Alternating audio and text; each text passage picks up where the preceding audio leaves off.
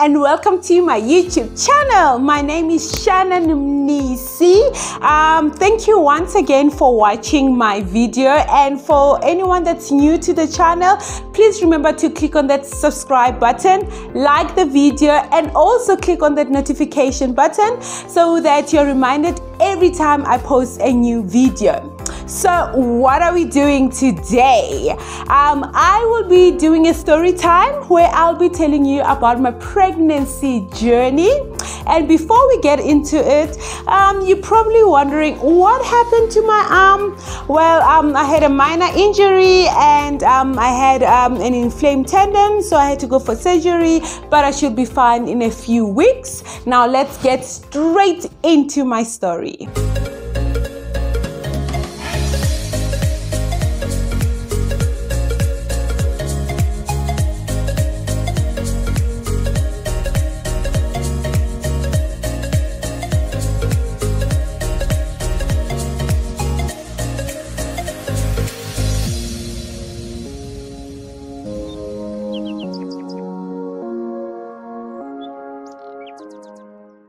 My pregnancy journey, when did it start, how, what, etc, etc. It's quite a long story, but yeah, I've been dragging it. When did I find out I was pregnant? I think it was around October. Around October I missed my periods.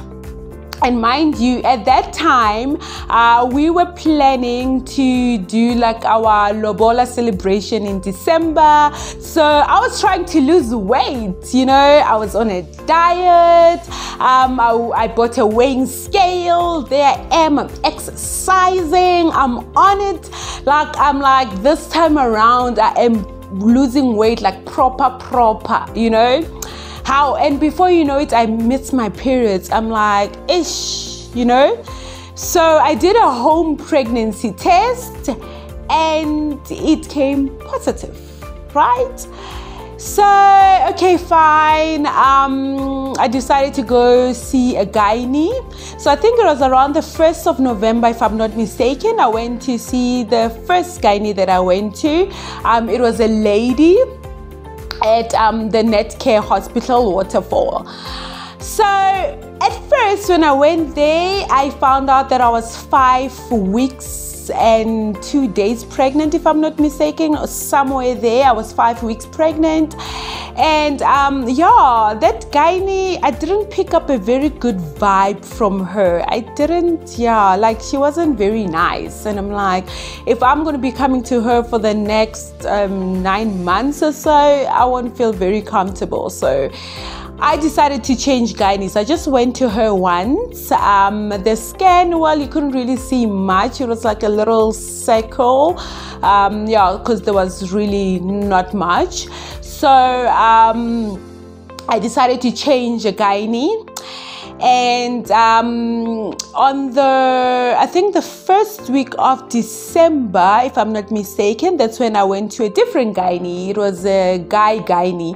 I'm not going to mention the names of the gynaes. I don't think it's a good thing to be mentioning people.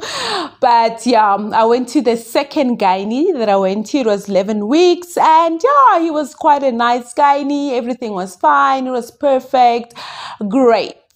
Mind you, I hadn't told my parents about the pregnancy yet, and we were doing the lobola on December. So we somewhat decided, you know what, let's just do our traditional wedding in December and sign and just get married, and then we'll do a proper wedding whenever. Also considering the fact that it was during the COVID times and you can't really have a lot of guests and things like that. So we're like, you know what, let's just get married, finish this, and life goes on. So went home in December, got married on the 28th of December. It was super amazing. Got married to this wonderful husband of mine that I absolutely love. But we decided to tell the family after the wedding. I don't know why, but we decided to tell everybody after the wedding. So I remember when I went home, my cousin was like, somebody is pregnant here. I don't know who, but the truth will come out soon. I'm like, how? For real? She's like, yes, I know. And I'm like, okay, sharp, you know. Anyway, comes January, after the wedding and stuff, I had to tell my parents, and I wasn't very proud of being pregnant before getting married, considering the fact that I'm a PK, and also considering the fact that I am a Christian, you know. But in any case, things happen. I'm human at the end of the day. Things happen, yeah. So I decided to call my mom and tell her that I was pregnant. Lord, drama. Like, I didn't even know how to tell her.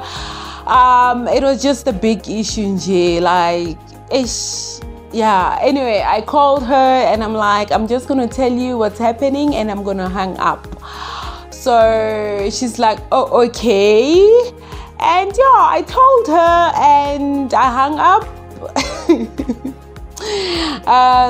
But in any case, they were obviously disappointed at the fact that it happened before marriage, but also mostly disappointed at the fact that I didn't tell them before I got married. I think that was a big thing, especially for my dad. He was like, I should have told him before I got married, etc., etc. But yeah, we had to go through that path, and everybody was happy at the end of the day. I'm pregnant. It's their first grandchild. I've never had any grandchildren before, so yeah. Then I went for my scan with the second gynae, the guy. I think I was 20 weeks. Oh my words, the scan was amazing, guys. So there is the baby there. You can see the head there. Oh my gosh, it's grown so much. Yeah, the moment the head is here. Yeah, there is the baby's head. Oh, that's the baby's head. Yeah, so from there to there. That's a big head. No, it's a normal head. So it's a normal head? Yeah. Oh, okay. So and the arms are up there. I can't see. I can't.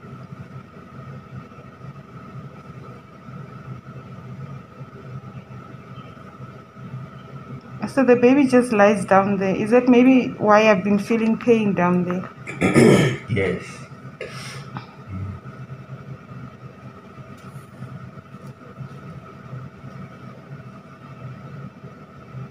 This baby is very active. Is he moving? Yeah. He's moving a lot. A lot? I can't even see if it's moving or not.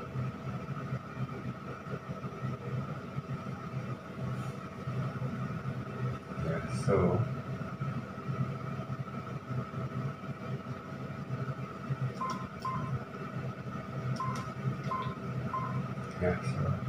from there to there. So the head is here, the abdomen is there, the legs are there. So he's on this side? Yeah. And you see they keep changing all the time. Ah, okay. It's one baby, ne? Yes. Just making sure. Just one baby. Okay. Yeah, so the head is here, the back is here, the legs are there.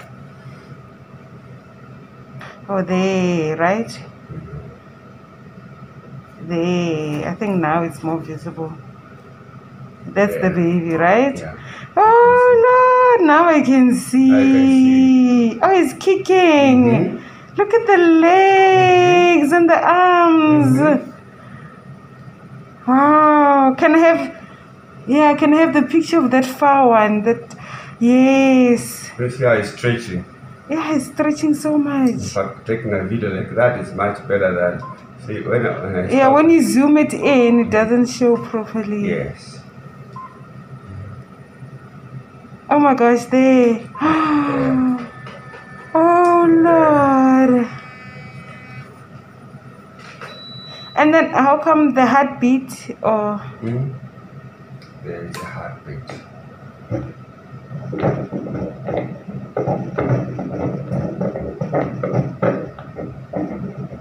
I don't even hear a thing. In the water. Yeah, you see there, I can see properly this side. Oh my goodness. Oh wow. Very active, eh? Very active. And then when will I start feeling the baby kick? Probably, I'm surprised you're not feeling now, but around this time you may start feeling the baby more than. Oh, okay. But the baby's fine. Good. Yeah, your baby's fine. It's now 20 weeks, so you're halfway. And the weight is 337, which is normal. Okay.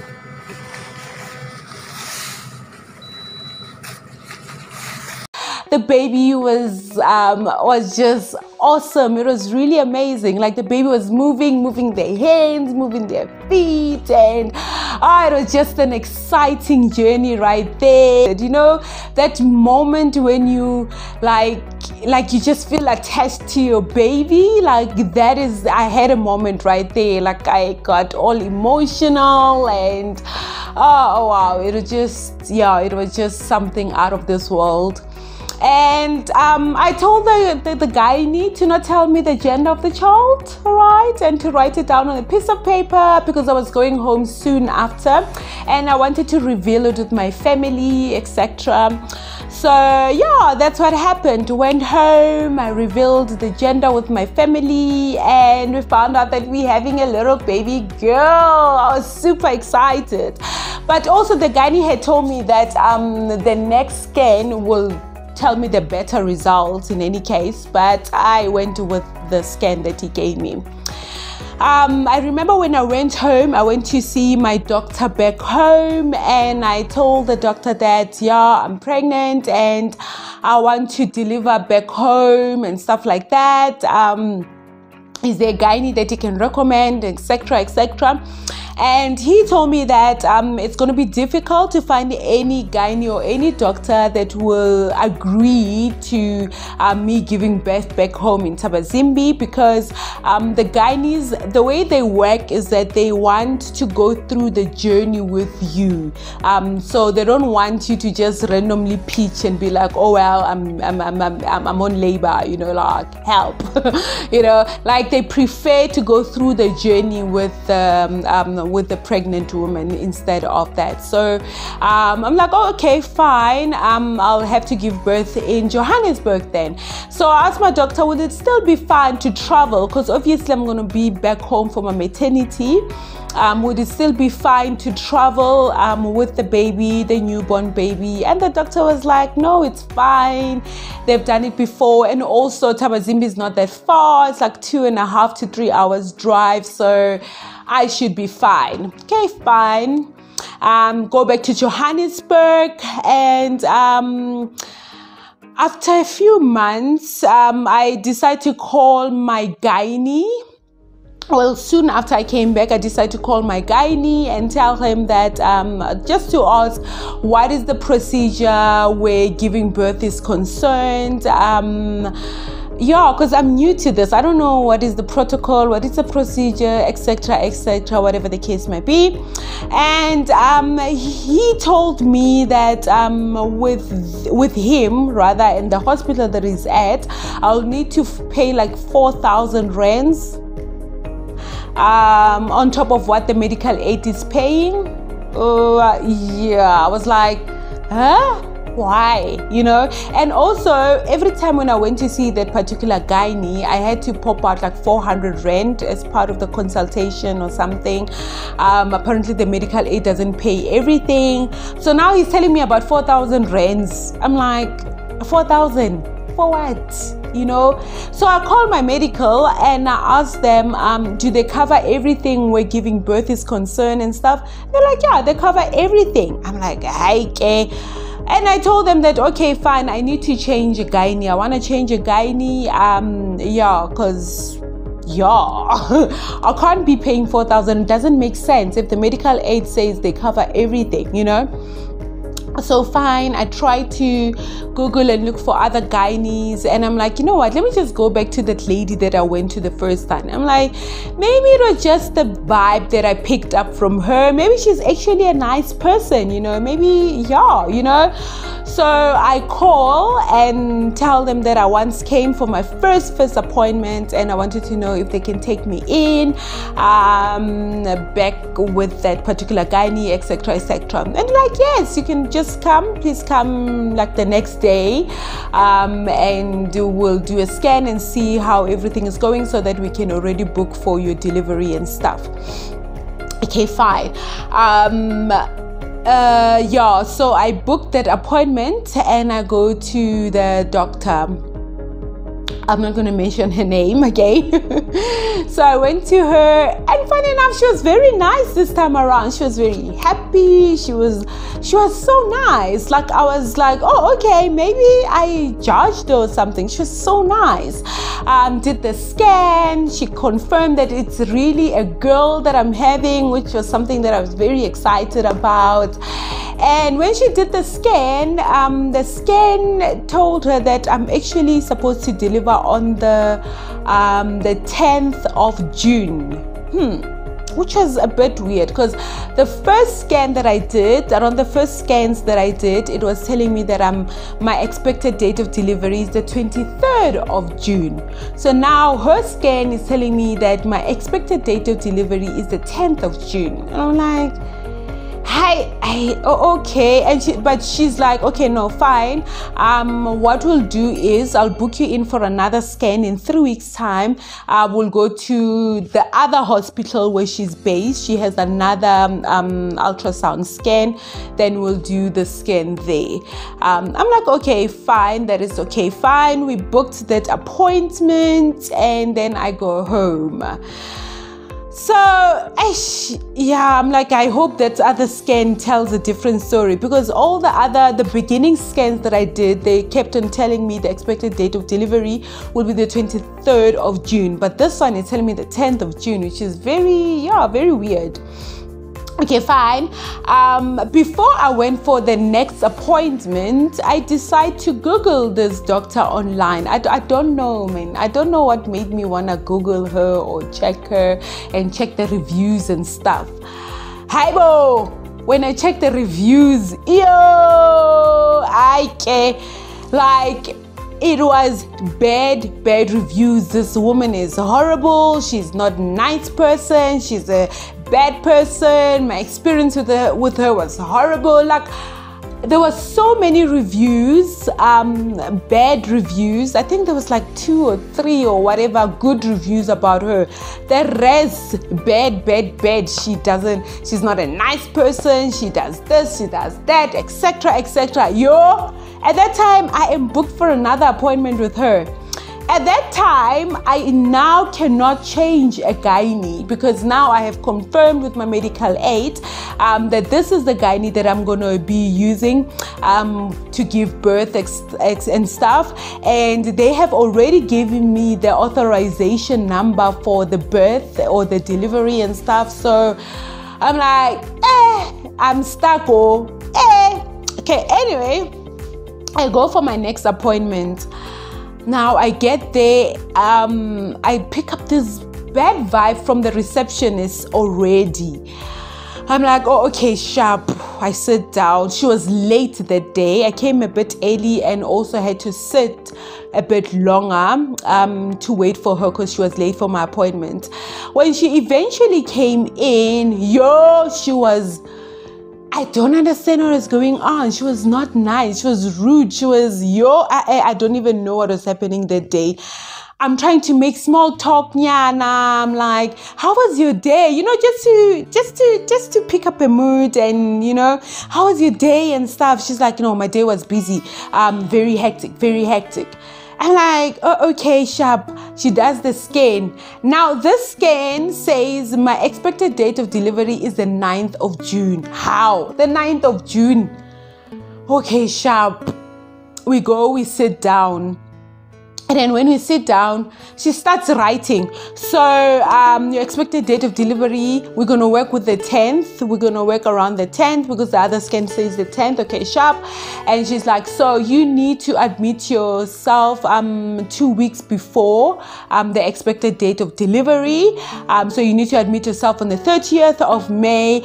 You will be delivering on the 31st of May. I'm like, wait a minute. Huh? I'm going to give birth.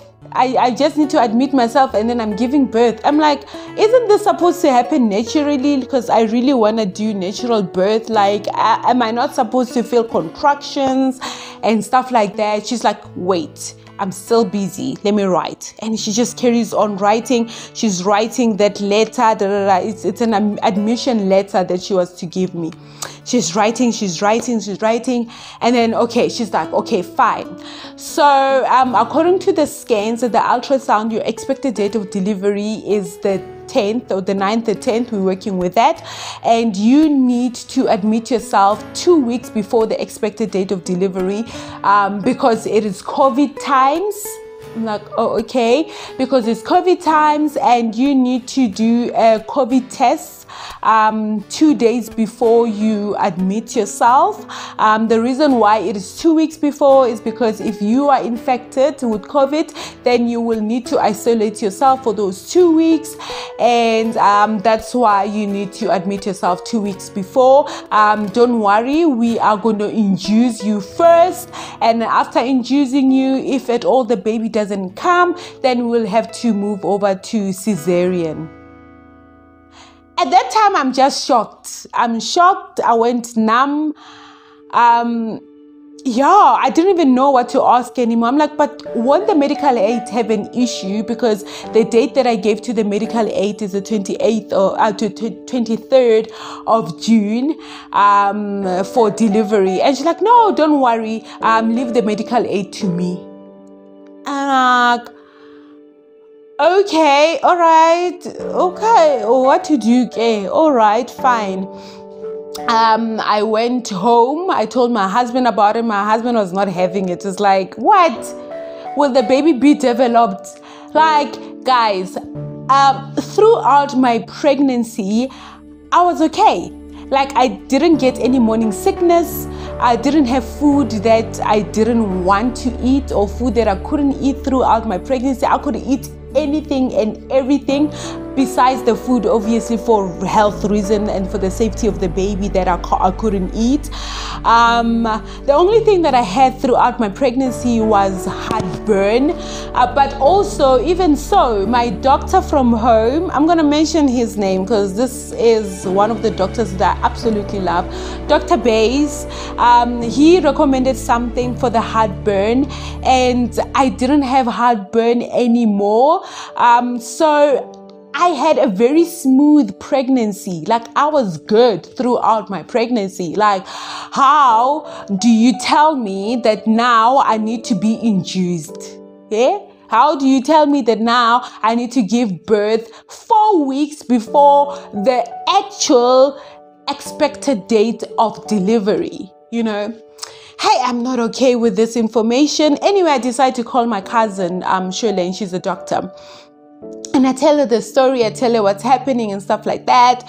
She asked me when was my last menstrual periods, and she calculated on her side. She's like, yeah, your expected date of delivery should be around the 23rd, 26th, that week in J. That should be your expected date of delivery.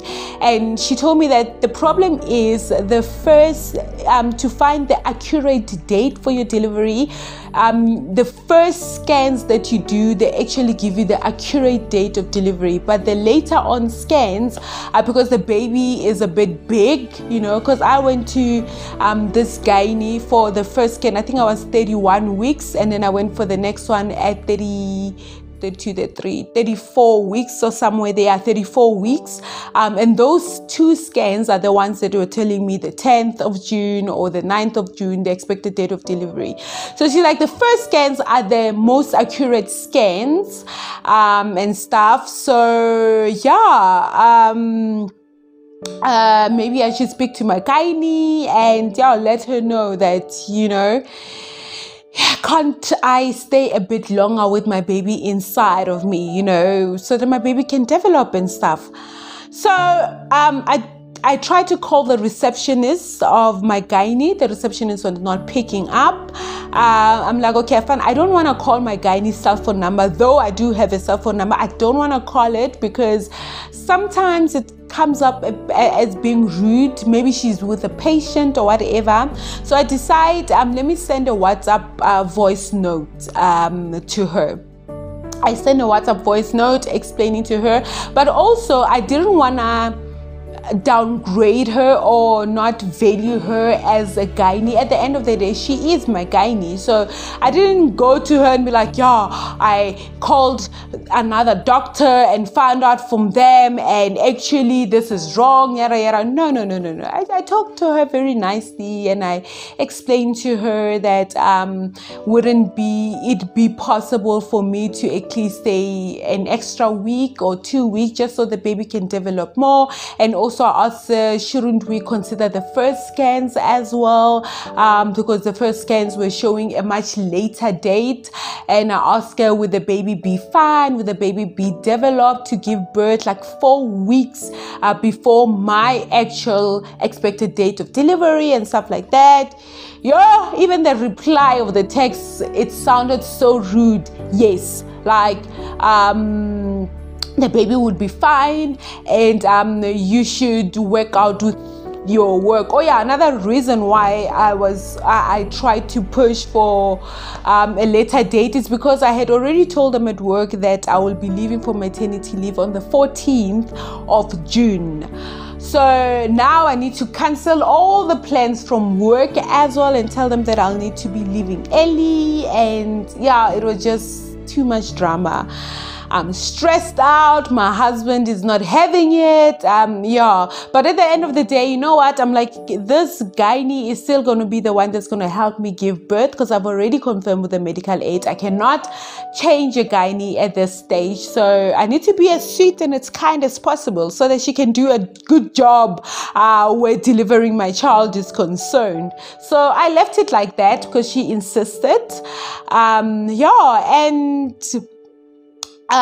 throughout that process, I went home. I got what do you call this, a surprise baby shower. I will do another video, story time again, where I talk about how about my surprise baby shower basically, so I won't get into that. And then my last day at work was the 28th of May. Last day of work at 28th of May, and they made me like a surprise something. So in my workplace, there was 2 of us who were pregnant at the same time, and we were both having girls. So they made us like a surprise thing at work where they gave us some gifts and stuff like that. It was super amazing. It was, yeah, that was great. Like, thank you so much, guys, if anyone is watching from my workplace. So yeah, I ended up getting admitted on the 30th of May. But once again, that is a story for another day whereby I'll be talking about my delivery story. Other than that, thank you so much for watching, and see you again on my next video.